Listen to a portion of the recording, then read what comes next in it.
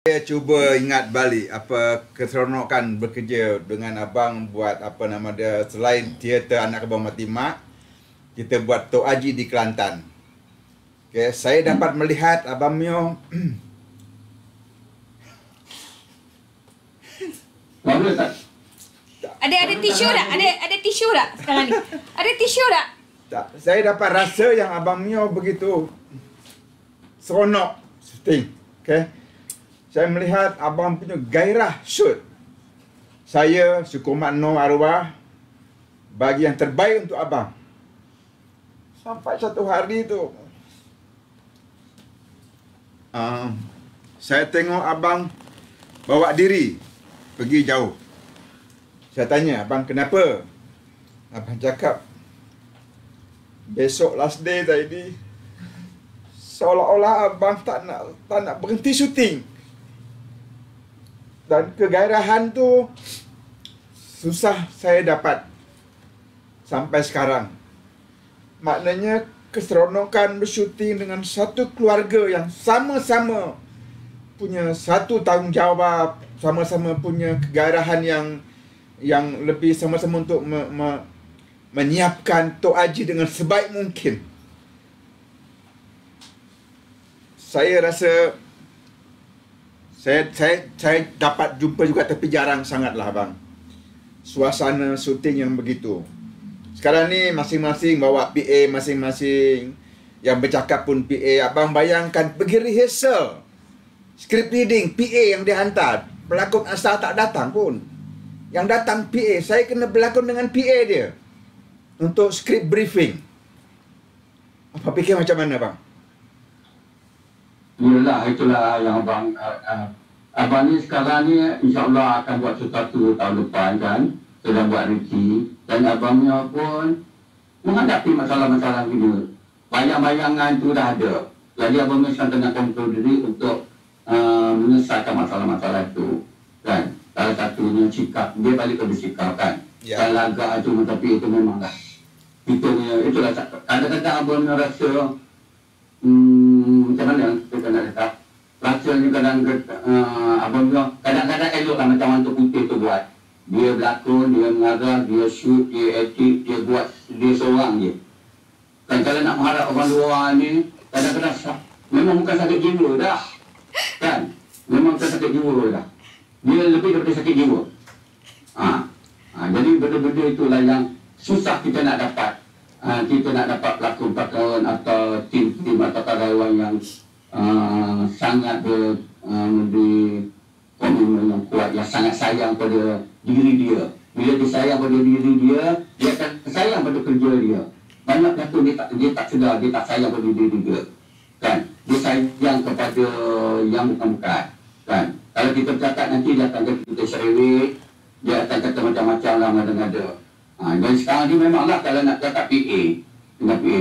Tu sebab apa setiap kali abang nak buat sesuatu kerja, abang sampai maghrib untuk membuktikan siapa pelakon aku nak ambil ni. Sebab abang takut bukan saja tu, kadang-kadang tunggu pun ada juga. Tapi pelakon yang utama tu macam pendakwa, pelakon siapa aku nak panggil dia ni? Siapa yang ni? Nak panggil dia 1 juta dunia ni bagus, tapi PA dia yang datang. Dia datang untuk sign check je. Dia nak panggil pelakon ini hebat, tapi dia punya follower dia 1,500 je. Macam mana ni? Jadi begitulah yang kita sedang hadapi. Kan? Itu dah kata orang seni ni umurnya pendek. Kan? Kerja abangnya sampai rambut putih, sampai rambut putih, misal putih dah berdua memikir masalah orang. Masalah abangnya pun tak selesai. Kan? Jadi benda-benda kita itulah macam balik-balik kepada abangnya, sebenarnya masalah kita ialah sikap dan tidak berjiwa besar. Bila kita berjiwa besar, inilah yang ditanam, yang tanpa disedari, tertanam semangat berjiwa besar ni bila abangnya bersama dengan arwah Mustafano, kelompok-kelompok kawan-kawan yang nama-nama itu kan. Abangnya rasa berjiwa, abangnya rasa abang bersyukur lah sebenarnya abangnya dapat. Tidak lupa juga abangnya pada selepas itu abang berkenalan, abang rapat dengan Datuk Ren Ghazali, dengan Desman, Johan Jaafar ni. Pihak-pihak yang kalau kita duduk, dia bercakap tu sentiasa memberi memberi motif dan memberi semangat kepada kita kan. Ya. Kalau dikutuk pun sebenarnya dikutuk yang bersopat sebenarnya maksudnya. Inilah yang kita makin lama ketandusan tokoh-tokoh begitu kan. Abang Mio. Benda-benda itulah yang kita reda je lah apa ni tadi. Abang Mio. Di Kita tak studio tahu macam mana Aminah berdepan dengan pelajar-pelajar dia.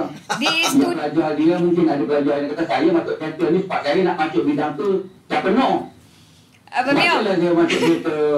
di Ini studio satu penyakit kan ni? di studio ni kita dah agak sedih dah sebab Zaidi Omar duk sedih tadi menangis. Kita pun dah agak sedih juga dah ni. Okey.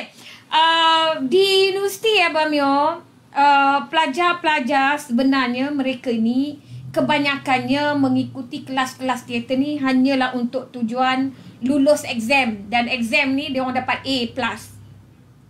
Dia bukan 100% yang untuk menjadi orang teater. Dia matlamat utama dia, Nawaitu Samaruddin dia ni adalah untuk Nawaitu Samaruddin aku lulus kelas and dapat A+. Macam tu niat dia Abang Mio. Tetapi hanya sebahagian daripada ni yang betul-betul kualiti, yang betul-betul minat, yang akan teruskan dalam bidang ini, yang betul-betul disiplin. Bukan tak ada Abang Mio. Tapi 80% daripadanya hanyalah bermatlamatkan lulus exam. Itulah dianya. Itu juga cabaran kepada kita juga sebenarnya. Sila bang. Ya, setuju tu memanglah. Yang itu memanglah apa ni. Abang ni aktif benda tu kan. Tamam, Abang tu pun begitu juga kan. Zaman Abang Mio begitu juga di mana bukan Abang Mio mengajar, tapi yang datang untuk berteater dengan Abang Mio panjatanya setengah-setengah tu nak mengisi masalah apa. Ya. Itu dekat kepulan tu dia dapat kenalan dengan awet, dia pun boyfriend orang dua. Itulah kawan Ya. kan. Tapi Kita kena keras bagi supaya tunjuknya Abang percaya dengan kejujuran kita melakukan sesuatu yang cantik indah tu mereka akan tukar. Manusia sebenarnya manusia mudah ditukar sikap dia kan. Sebenarnya lah, tapi cara dia bagaimana yang itu ni. Satu kita pun terlalu mendawakan program-program luar sampai kita mengakhirikan program lokal. Itu pun sebenarnya sebahagian. Sebahagian daripada masalah sebenarnya.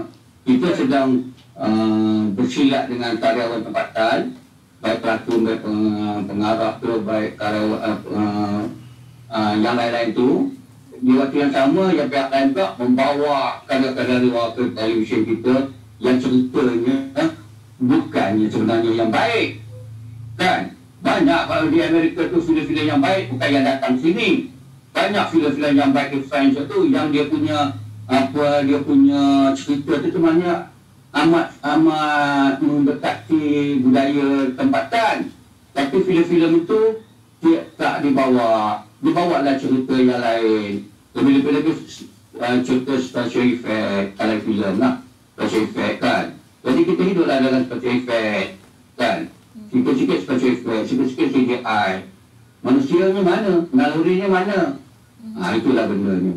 okey, kalau memang bukan susah lah. Kadang-kadang abang misalkan bukan macam abang tu negatif pada benda-benda ni tapi inilah yang abang nak pesan pada anak-anak muda akan datang.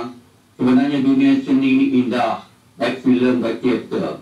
Tapi kamu akan di dunia yang indah ni, kamu akan membina dunia kamu dengan sokongan Allah SWT.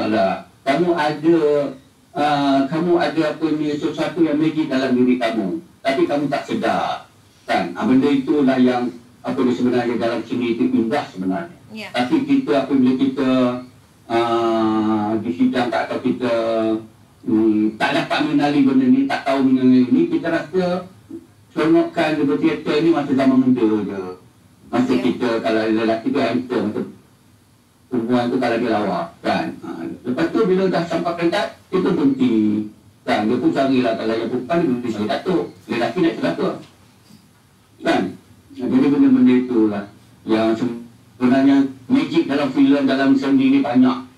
Kita tak grab, kita tak tahu bagaimana kita nak capai. Asalnya mungkin ada di kalangan dia percakapan, ada percakapan atau pelajar-pelajar yang apabila pelajar-pelajar pun Mula-mula mungkin ada yang tengah tu dia sekadar dia nak memenuhi, dia nak square mata. Tapi apabila satu tahap, mungkin ada satu yang kita tanpa sedar kita buka switch yang dia tiba-tiba bertukar. Itu tak apa. Tak apa, itu dugaannya. Tapi kita jangan haraplah kita boleh berjaya dengan cepat kata apa. Kan? Tak payahlah kita buat tahun 20, 25, 20, 30. Tak payah. Benda-benda itu semua mengarut ke bagian rumah. Kan? Cerita benda kejayaannya berlaku dalam satu malam. Benda kejayaan, kejahanam ni pun boleh berlaku dalam satu malam. Kan? Semuanya pada diri kita sendiri. Kan? Yang penting kita sebagai anak muda, jiwa kita, jati diri kita kena kuat dan sayang pada budaya kita, insya-Allah. Untuk pelajar-pelajar baru di universiti pula lain pula cabaran dia, Zaidi Omar. Yeah. Cabarannya mereka ni ada dalam 20% ni memang sangat bagus. Memang budak-budak baru yang memang eager, energi dia orang lebih, Abang Mio mereka ni kadang-kadang sangat bagus, tapi peluang pula ini isu juga ni. Okay. Di mana pelajar-pelajar baru sekarang ni dah lah pandemik, kita keluarkan beratus pula pelajar-pelajar teater ni. Jadi pelajar-pelajar ini terkesan masalah yang timbul begini. Sedangkan mereka ni kualiti. Ada yang sampai ke tahap menyerlah dan tapi tak ada peluang, tak diberi peluang tersebut. Nah, ini juga di mana kita kat universiti menyediakan platform juga supaya pelajar-pelajar ini dapat menyerlahkan bakat. Tapi kita jangan nampak. Yang di luar tak nampak. Ini pun isu juga, Abang Mio. Macam-macam isu lah. Sebab itulah ada kesepakatan, ada satu perjanjian di mana kita sama-sama melihat ke depan tanpa meninggalkan satu orang pun. Termasuklah pengkritik. Kita ni pengkritik filem ramai. Tapi kadang-kadang dia sendiri mengkritik filem tu berdasarkan kepada minat dia saja tanpa ilmu. Dan dalam bidang kritikan teater, saya rasa semakin payah kita nak dapat kritikan teater, Zedi. Makin payah kerana kita takut nak kritik kawan kita sendiri. Saya ingat kawan kita kata, alamak kau kritik teater aku, saya kan aku kritik pula teater kau. Jadi macam tu. Kerana bidang ini semakin lama kalau kita tak bersatu, tidak menghargai orang lain, di mana kita tak menghargai cameraman, tak menghargai orang yang buat set prop apa semua. Jadi makin lama kita akan makin undur ke belakang. Kalau undur ke belakang tu untuk buat loncatan yang lebih jauh, tak apa. Tapi undur ke belakang dan semakin terhakis. Ini bahaya.